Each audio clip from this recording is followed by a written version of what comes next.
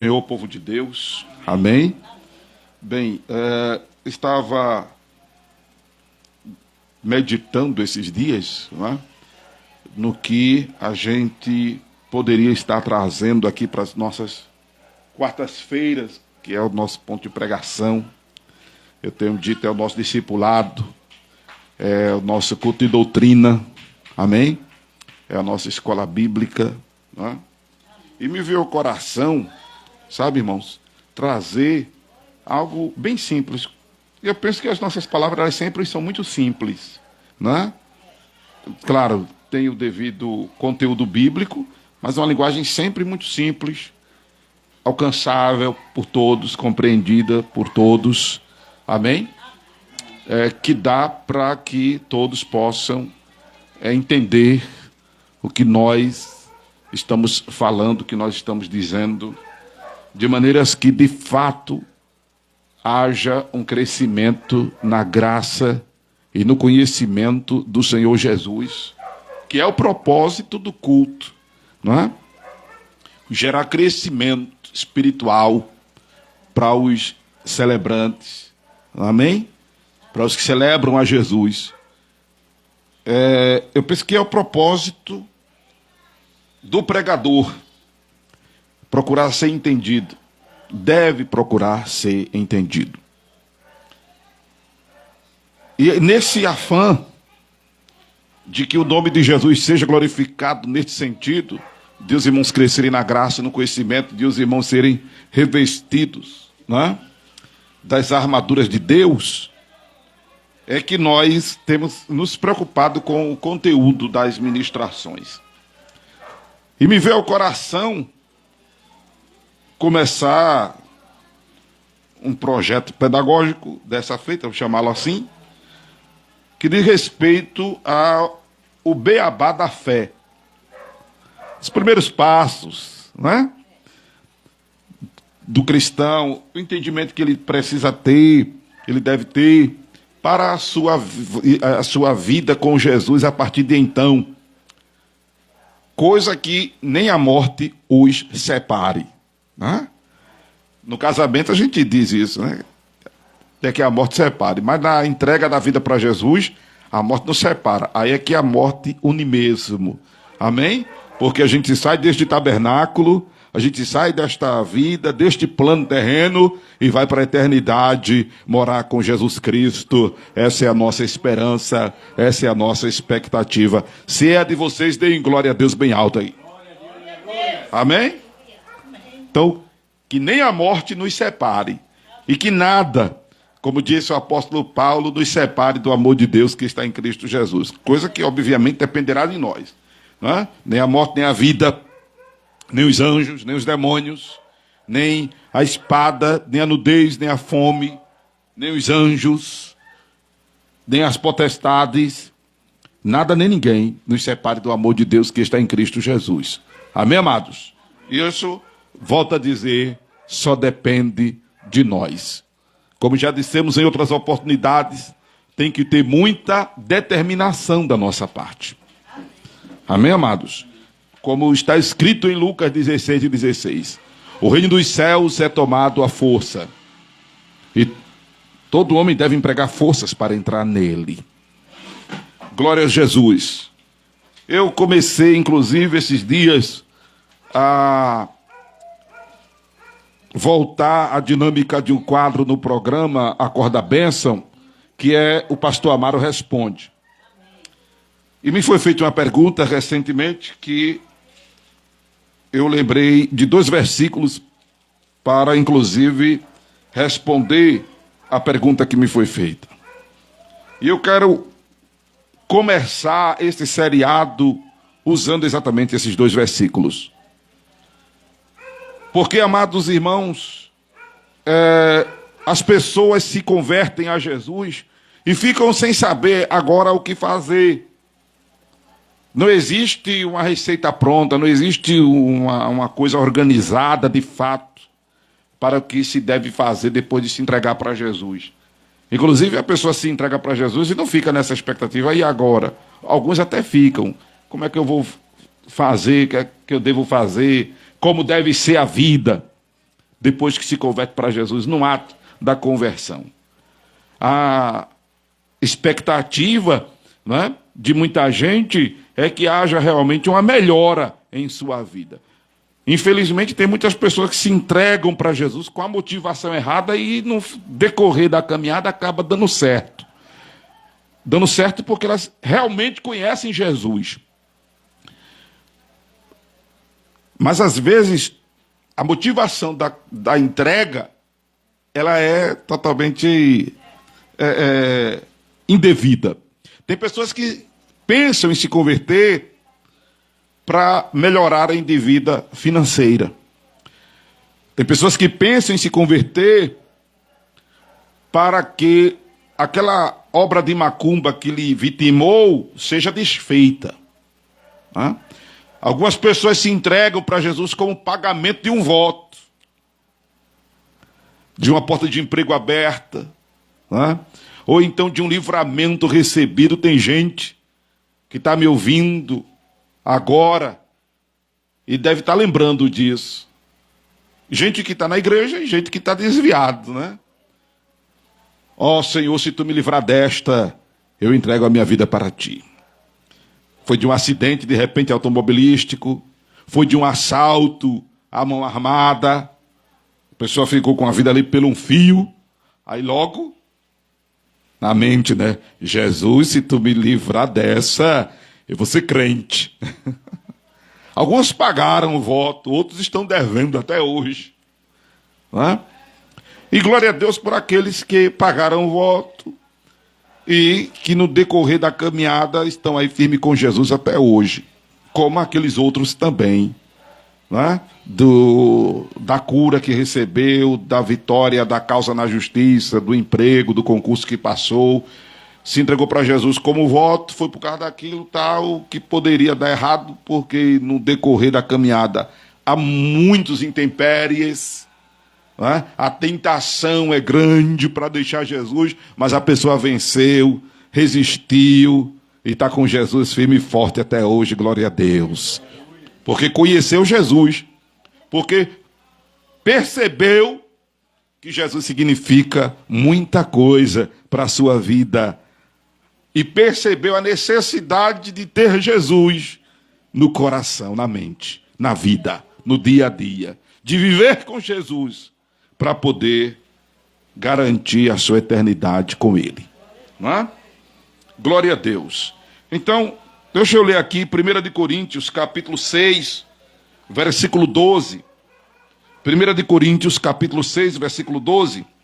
Todas as coisas me são lícitas, mas nem todas as coisas convêm. Todas as coisas me são lícitas, mas eu não me deixarei dominar por nenhuma. 1 Coríntios 6, verso 12. Ainda em 1 Coríntios, nós vamos ler, louvado seja Deus, no capítulo de número 10, versículo 23.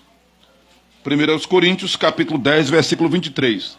Todas as coisas me são lícitas, mas nem todas as coisas convêm. Todas as coisas me são lícitas, mas nem todas as coisas edificam. Observe que há semelhanças nesses versículos, né? Mas por que o pastor resolveu desenvolver esse projeto agora aqui, nesta quarta-feira?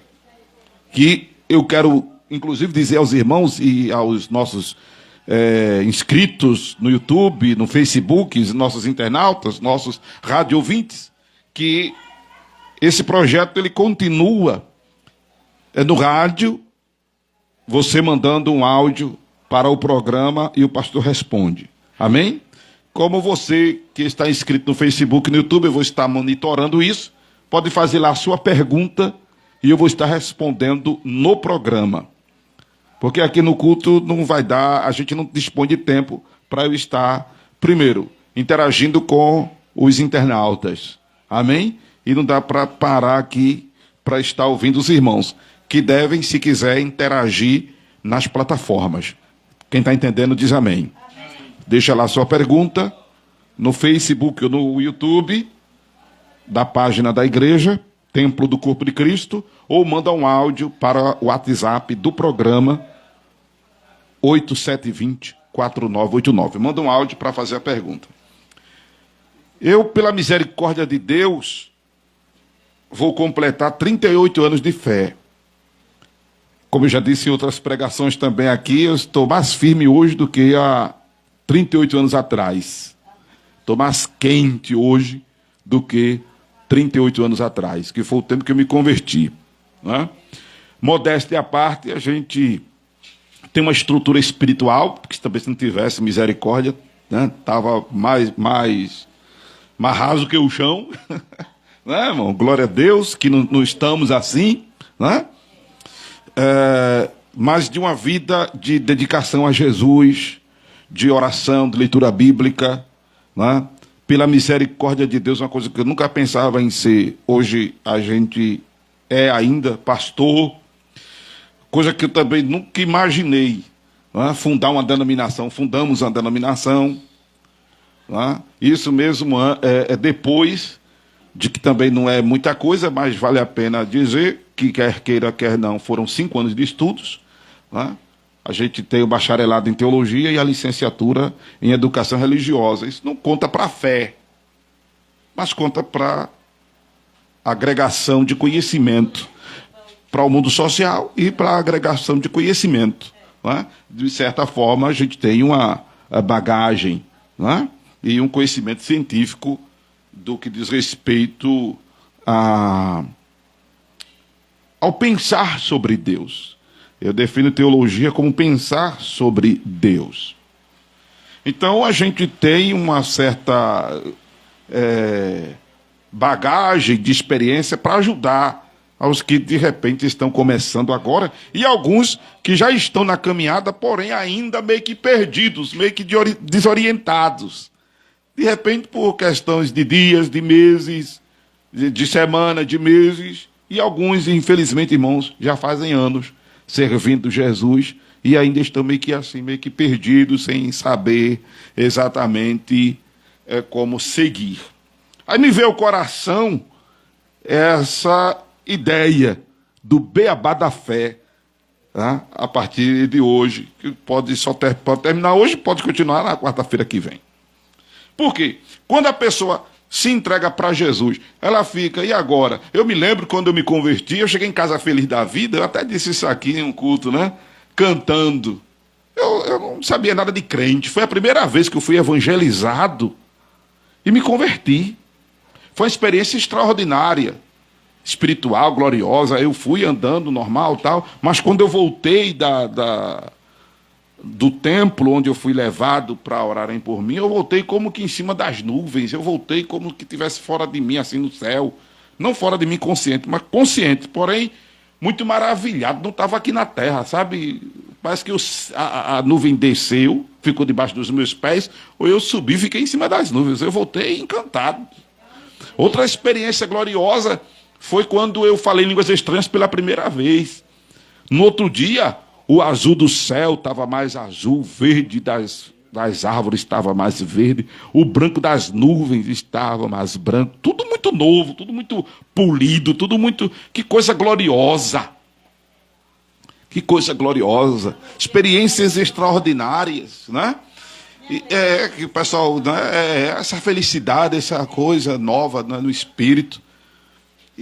Maravilha. Só que eu cheguei em casa, aí eu comecei a cantar, né? Feliz da vida, a música de Gonzaguinha, né? É bonita e é bonita. Eu gostava muito dessa música e estava alegre. A Bíblia diz que quem está alegre canta, é natural da alma cantar. E a música bonita, tá, eu comecei a cantar. Aí o meu padrasto, né, disse assim: ei, rapaz, pode cantar isso não, que tu agora é crente. Eu não sabia de nada, fiquei até assustado, né? Mas, beleza. E não tive uma mentoria. Não tive uma mentoria de como proceder naquele momento ou a partir daquela decisão. Mas aí é onde eu quero orientar as pessoas nova convertidas, né? que foi um caminho que eu trilhei. Depois que me converti, até porque eu fui evangelizado na frente de casa por um irmão que me levou até a congregação onde ele fazia parte. E lá eu fiquei. Só que tinha... Agora, interessante que eu só vim perceber isso depois. Na rua em que eu morava, tinha um templo da mesma denominação. Mas aí, como o irmão que me levou fazia parte em outro bairro, eu fiquei congregando lá naquele outro bairro. Era a Assembleia de Deus, de Mangabeira. Só que no Córrego do Tiro, tinha e tem uma Assembleia de Deus, que hoje é a Marinho dos Reis, Avenida Professor Marinho dos Reis. Só que eu vim perceber depois, eu digo, poxa, tem uma igreja aqui, eu estou congregando lá longe, poderia ficar aqui, que é mais perto de casa, né? Mas isso só depois de um tempo foi que eu vim me aperceber, veja que coisa. Não foi lerdeza, não, era desorientação mesmo. O novo convertido, ele não tem, na sua maioria, um esclarecimento dessas coisas. Não é? Por isso que eu quero, e hoje é até difícil você orientar assim, se a pessoa se entrega para Jesus ouvindo uma rádio, porque hoje temos, na minha época não tinha muito, mas hoje temos muitas rádios que evangelizam, tem internet que evangeliza, não é? Hoje continua os pontos de pregação, poucos, mas continuam os pontos de pregação, continua a evangelização nas ruas, pouca, mas continua. E quando a pessoa se entrega para Jesus numa situação dessa, fica até às vezes mais difícil da pessoa saber como vai proceder. É um transeunte que foi evangelizado no trânsito, né? É um condutor que foi evangelizado no trânsito, que os irmãos evangelizam no trânsito. É alguém que estava trafegando e o irmão entregou literatura num ponto de pregação. Foi aquela evangelização do sábado à tarde ou do domingo à tarde. Eu digo do sábado porque a igreja que a gente faz parte sempre evangelizou muito aos sábados. Se bem que parece ser uma cultura a mais dos mormons, dos adventistas e dos testemunhos de Jeová. Né? Nós, evangélicos, inovamos de uma igreja evangélica original. Eu digo que fomos pioneiros onde estávamos instalados a evangelizar os sábados. E aí fica mais difícil para a pessoa, sem ter aquele evangelista de lado, não de cargo de igreja, mas aquele irmão que evangelizou, para conduzi-lo nos primeiros passos da fé. Aí vem a orientação que eu quero dar aqui, como o beabá dessa caminhada. Procure uma igreja para congregar. Amém? Procure uma igreja para congregar. Você que é novo convertido. Né? Uma igreja que, deixa eu dizer aqui a você, seja... Aí é onde vai ser talvez difícil você entender isso. Uma igreja genuinamente evangélica. O que é uma igreja genuinamente evangélica? É uma igreja que a Bíblia Sagrada, que tem 66 livros, ela é considerada a regra de fé e prática. Ela é a autoridade suprema da instituição. Amém? É por aí que se define uma igreja evangélica. Por quê? Eu já falei aqui de algumas denominações, sem querer gerar detrimento moral a elas, mas não são igrejas conhecidas comumente como igrejas evangélicas. O que caracteriza uma igreja evangélica? Uma igreja que aponta Jesus como único e suficiente Salvador. O que caracteriza uma igreja evangélica? O princípio de que o único elemento que purifica a gente de pecado é o sangue de Jesus. Amém? O que é que caracteriza uma igreja genuinamente evangélica?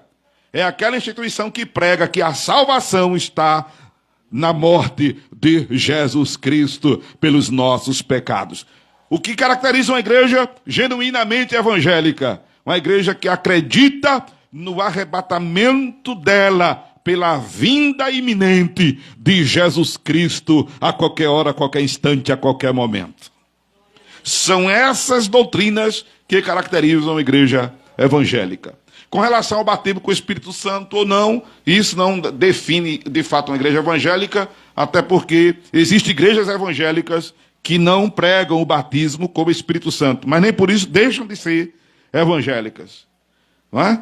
Mas é comum que a salvação esteja vinculada à morte de Jesus Cristo. É isso que caracteriza uma igreja como evangélica.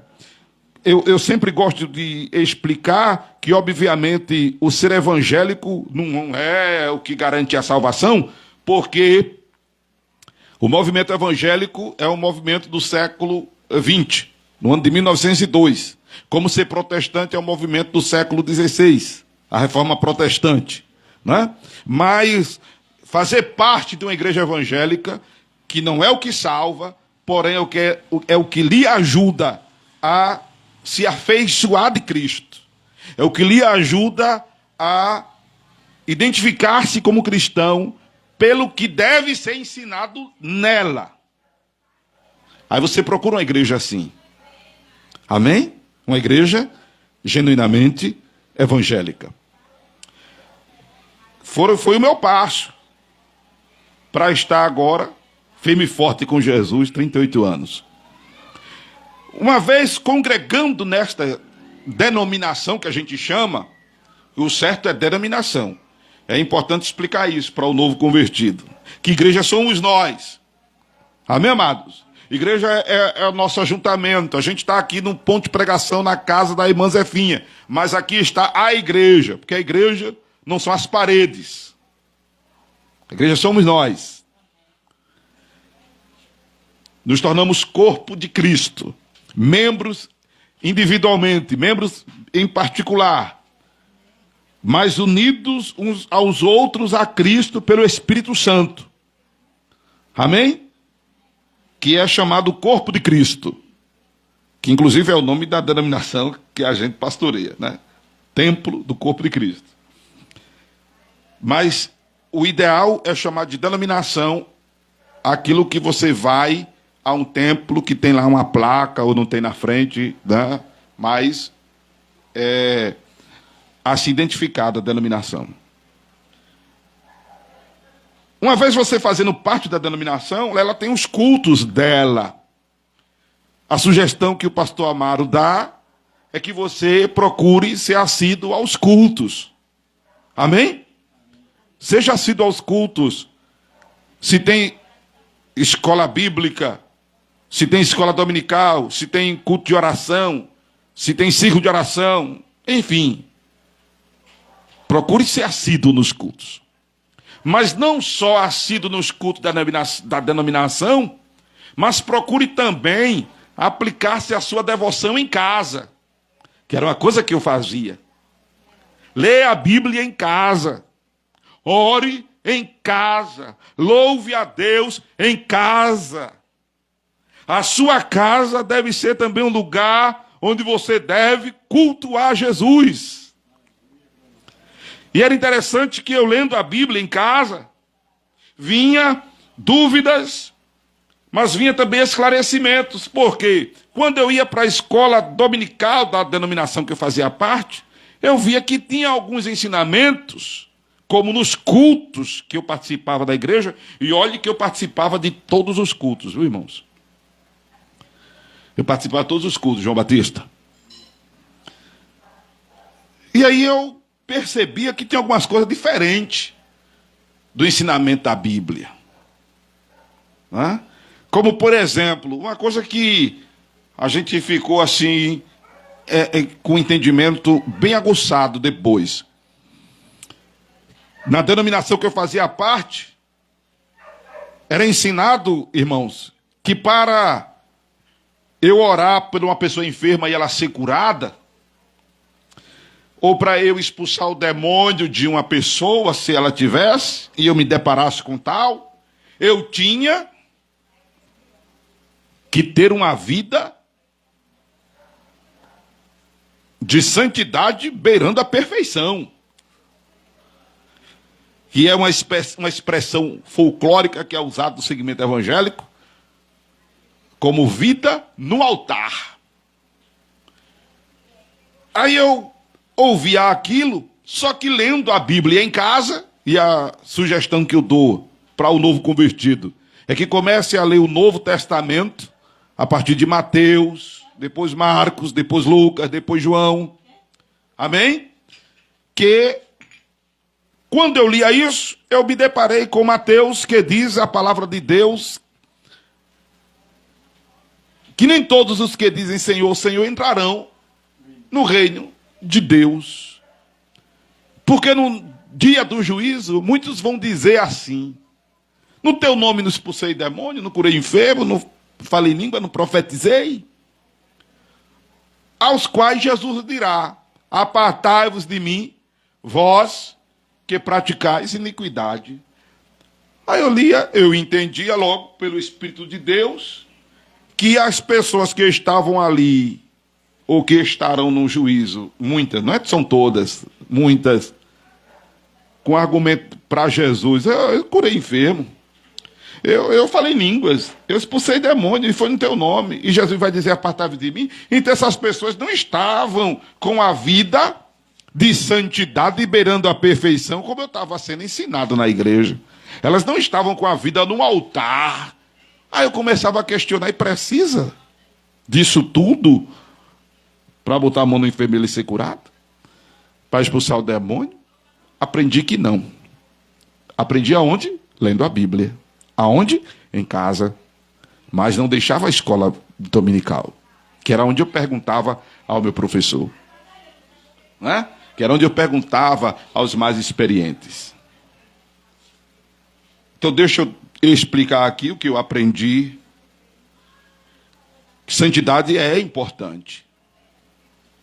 Procure ser santo. Procure ter uma vida no altar. Você deve ter uma vida no altar. Nós devemos ter uma vida no altar. Nós devemos procurar ser santo. Se tiver ao nosso alcance beirar a perfeição, que eu acho difícil, beiremos. Não é? Mas isso é importante e fundamental, irmãos, para que tenhamos comunhão com Deus nesta vida. Amém? E possamos entrar no céu. Não que a entrada no céu seja meritória, mas está escrito: seguir a paz com todos e a santificação, sem a qual ninguém verá o Senhor. Se não formos obedientes ao evangelho de Jesus, e a obediência é o que gera santidade, padeceremos eterna perdição se não cuidarmos de ser obediente ao evangelho de Jesus. Mas não é isso que faz com que nós tenhamos autoridade para expulsar demônio ou curar enfermos. Amém? Amém. Sejamos santos. Tem algumas pessoas que dizem assim: eu não sou santo. Se não é, procure ser. Amém, amados? Procure ser. Porque o que é ser santo? Ser santo, como eu estava dizendo, não é beirar a perfeição, não é ser inerrável, como dizia um colega meu. Não é ter asas, não é ter auréola. Não. Ser santo é você procurar se afastar das coisas erradas. E o que diz que é errado ou certo é a Bíblia, é a palavra de Deus. Amém, amados? Por isso que está escrito: as coisas são lícitas, mas não convém. São lícitas, mas não me deixarei dominar por nenhuma delas, porque existe o lícito e o ilícito. Porque tem coisas que a Bíblia não diz diretamente que seja pecado. Eu estava explicando no programa, na pergunta que me foi feita. Por exemplo, você nunca vai ler na Bíblia: é pecado fumar. Porque quando a gente está evangelizando a pessoa que gosta de fumar, ela diz: me mostra na Bíblia onde é que tem que não pode fumar.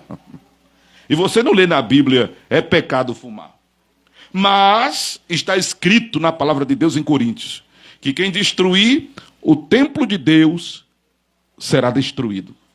E quem é o templo de Deus? Nosso corpo.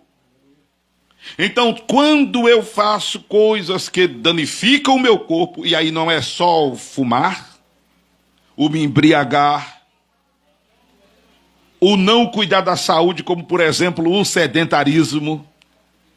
Sedentarismo é pecado. Olha que coisa.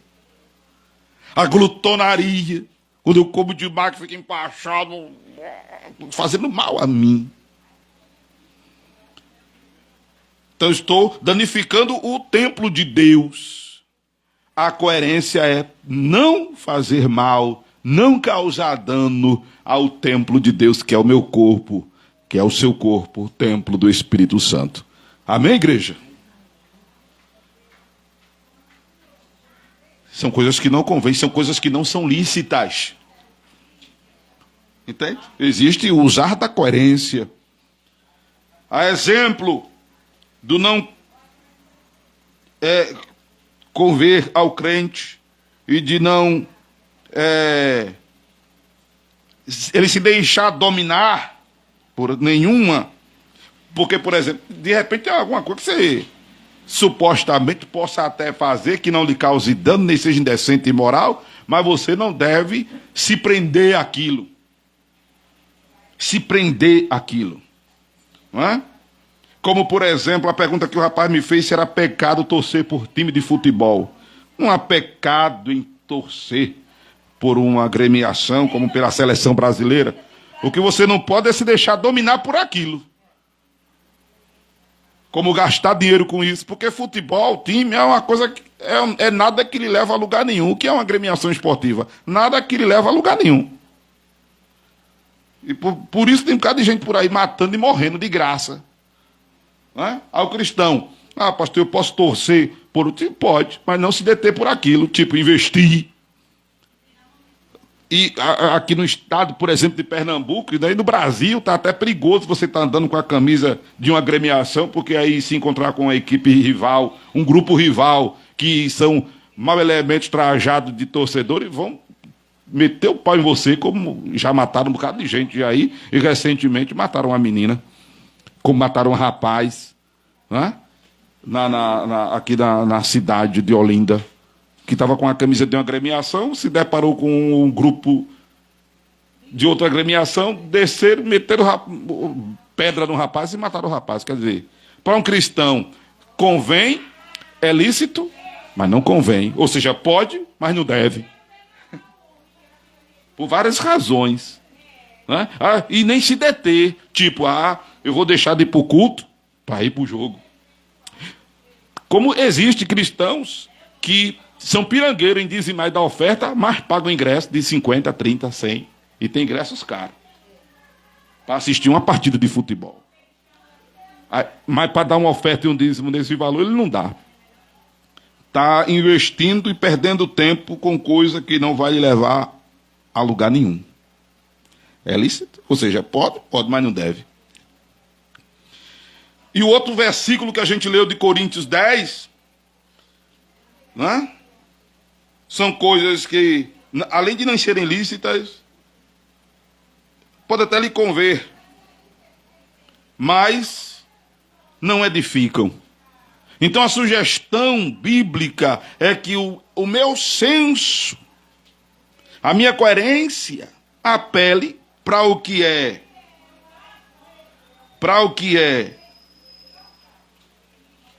edificante. Amém? O versículo de número 23 de 1 Coríntios 10. Eu não posso atentar para as coisas que não me edificam. Então atente para coisas que lhe edificam. Louvado seja Deus. E cuidado para não se ater a coisas que são ilícitas, apesar de lhe conver, mas que lhe dominam. Então os passos que eu quero orientar você, novo convertido, mas isso serve para quem está nesse caminho há 38 anos, como eu estou, pela misericórdia. Quanto tempo, irmã, a senhora está na fé? Rapidinho, vai lá, vai dizendo. Enquanto a senhora está pensando, quanto tempo você está na fé? 18 anos, quanto tempo você está na fé? Quanto tempo você está na fé? 17, quanto tempo você está de fé? 8 anos, quanto tempo você está de fé? Meses, veja só. Décadas, quase 2 décadas, meses, quase 4 décadas, misericórdia. O mais estragado aqui sou eu. Aleluia. Quanto tempo você está na fé? Está aqui assistindo a gente aí, né? Pode responder aí no Facebook, no YouTube, em nome de Jesus. Serve para nós essa palavra. Por quê? Tem muita gente que, além de não estar congregando em lugar nenhum, além de não estar indo para denominação nenhuma, também não está fazendo o seu culto em casa. Não está lendo a Bíblia em casa. Não está orando em casa. não está fazendo da sua residência um templo também. E a gente deve fazer isso, a gente deve cultivar isso, a gente deve manter isso vivo e aceso, para exatamente o fogo não se apagar, aleluia. Para exatamente a gente não esfriar. Amém, amados? É uma prática que eu cuido de conservar até hoje. Ou seja, então não é, palavra só, não é só o beabá da fé, né, irmão? É a graduação, é a pós-graduação, é o doutorado, é o mestrado. Aleluia! Tem que se manter vivo, tem que se manter aceso. Para que a chama de quando nos convertemos a 18, 19, 8 meses, 38 anos, ela permaneça a chama acesa. Porque para a chama do Espírito se manter acesa, nós precisamos manter as práticas de quando, as práticas espirituais, de quando nos convertemos a Jesus, há dias, há semanas, há meses e há anos atrás.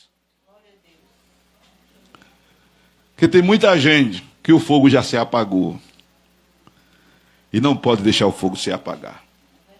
Então procure uma congregação para fazer parte. É até bíblico isso. Hebreus 10 e 25. Não deixemos a nossa congregação como é costume de alguns. Antes admoestemos uns aos outros, tanto vezes que se aproxima aquele dia. Infelizmente tem pastores que interpretam e passam o ensinamento errado desse versículo, impedindo que as pessoas visitem outras denominações. Eu quero dar uma sugestão. Você é novo convertido, agora não é época de você sair visitando uma, visitando outra, porque senão você vai ouvir tanta coisa diferente que você vai ficar, como de repente já esteja, doidinho, tipo, meu Deus, cada um diz uma coisa sobre esse assunto, e agora eu vou para onde? Eu vou para onde? E não vai parar em canto nenhum. Não vai parar em lugar nenhum. Então procure congregar em um determinado lugar. Vá fazendo isso que o pastor diz aqui. Vá lendo a Bíblia em casa. E você vai crescendo espiritualmente. Você vai ver que tem uma coisa que ensinam diferente do que a Bíblia prega. Aí você faz pergunta. Aí você vai guardando aquilo que a Bíblia ensina. Porque se o professor da escola bíblica, o presbítero, o pastor, for honesto, espiritualmente, ele vai dizer, olha, irmão, a Bíblia diz assim, mas a nossa denominação, ela prega assim. Aí você vai dizer, não falta com desrespeito, né? Então vocês estão contrariando a Bíblia. Você já está vendo, não precisa nem faltar com esse desrespeito. Mas você vai procurar fazer o que a Bíblia manda. Você vai devagarzinho, fazendo o que a Bíblia manda. Amém? E aí você, porque é novo convertido, é um bebê na fé. Aí você vai crescendo, vai se tornando um rapazinho, um adolescente. Não é? Um adulto na fé, um maduro na fé. Mas isso ainda não lhe dá autoridade para estar depreciando ninguém, como pela misericórdia eu não faço. Não. Eu só faço. O ministério que Deus me deu foi interessante, né? Quem me acompanha esses anos no rádio, né? Por exemplo, e convive conosco denominacionalmente, percebe que Deus nos deu o ministério de reeducar as pessoas biblicamente. Reeducar, rever conceitos. E não é fácil. Mas nesse processo que eu faço, tanto na rádio como no templo, eu não deprecio denominação nenhuma. Todas elas são boas. Só que tem que ter cuidado em procurar ser crente, como diz as Escrituras, que foi o que Jesus disse. Interessante que quando surgiu o templo do corpo de Cristo, surgiu assim. A ideia era de ser um grande seminário aberto. Os irmãos vinham das suas denominações estudar comigo a Bíblia e depois voltarem para as suas congregações. Só que aí muitos irmãos chegaram para mim e disseram, pastor, a gente está aprendendo aqui com o senhor à luz da Bíblia e tal, só que quando a gente vai para a denominação, a gente vê que lá está ensinando diferente, está ensinando o contrário do que a Bíblia diz. Pastor, a gente se reuniu e queria que o senhor fosse o pastor da gente. O senhor pode ser o pastor da gente? Posso.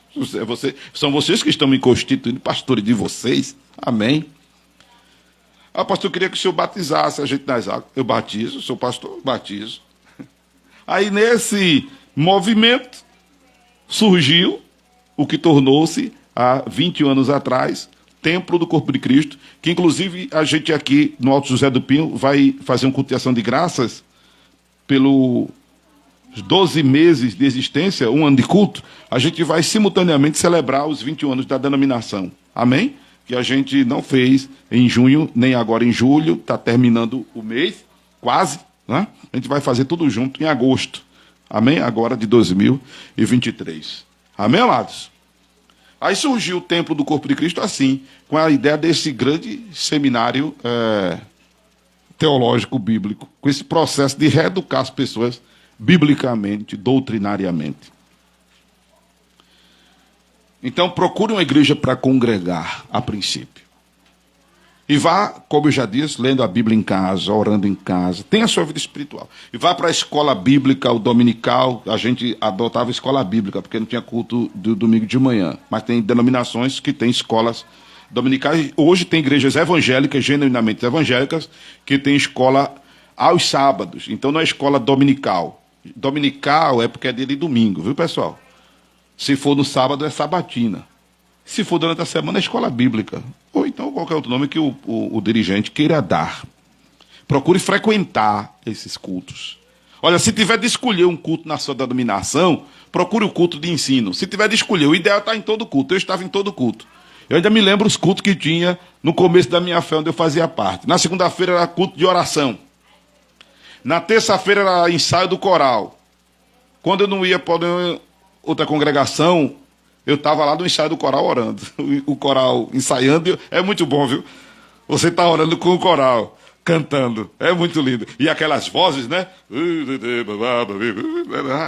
Aí eu estava orando, né? E o coral ensaiando. Senhor meu Deus, quando, oh, aleluia, Nininha, parece que o céu desce. Oh, glória! É bom demais, aleluia! É bom demais você orar, sabe, ouvindo o povo de Deus cantando. Oxe, quem mergulhava na oração está aqui. Glória, quando eu me lembro, eu chego a me alegro. Aleluia! É bom demais. Louvado seja Deus. Os hinos que o coral cantava. Louvado seja Deus. A gente não é mais do mundão, a gente é crente em Jesus, né? Sim, sim. Aleluia, né? Bom demais, né? Olha aí que maravilha, né? Elas estão contando, vocês não estão ouvindo porque elas estão contando aqui as experiências. Estão se alegrando agora aqui, se lembrando de quando, né? Bom demais, né? Não, vai na chuva. Vai distante onde for, no começo da fé. Aleluia. Oh, glória a Deus. Coisa boa, irmão. As irmãs estão se lembrando aqui do começo da fé. Se lembra desse começo, né? Dessa alegria. Procure cultivar isto. Procure cultivar isto. Porque o tempo vai passando, ela está dizendo aqui, a irmã Nini, e a gente vai. Mas procure cultivar isso. Mesmo que na sua igreja, como o nosso caso aqui, não tenhamos cultos sempre, mas procure visitar um culto, procure visitar uma denominação. Graças a Deus, recebe aqui uma palavra, né? É discipulada, é orientada pastoralmente, que não vai deixar a denominação que faz parte, muito menos Jesus. Então não tem problema de visitar outros ministérios, que, como eu disse, há pastores que interpretam errado Hebreus 10 e 25. Impedem, eu não impeço. Primeiro porque está errado. Segundo porque não posso nem devo. 1 Pedro capítulo 5. Amém? Vê que tudo é Bíblia aqui. Tudo é Bíblia aqui. Nessa igreja. Amém, amados? Então mantenha acesa a sua vida espiritual. Glória a Deus. Vou encerrar aqui essa primeira parte do beabá da fé. Amém? Em o nome de Jesus Cristo. E na próxima oportunidade a gente continua. Em nome de Jesus. Em nome de Jesus. Aleluia. Glória a Deus.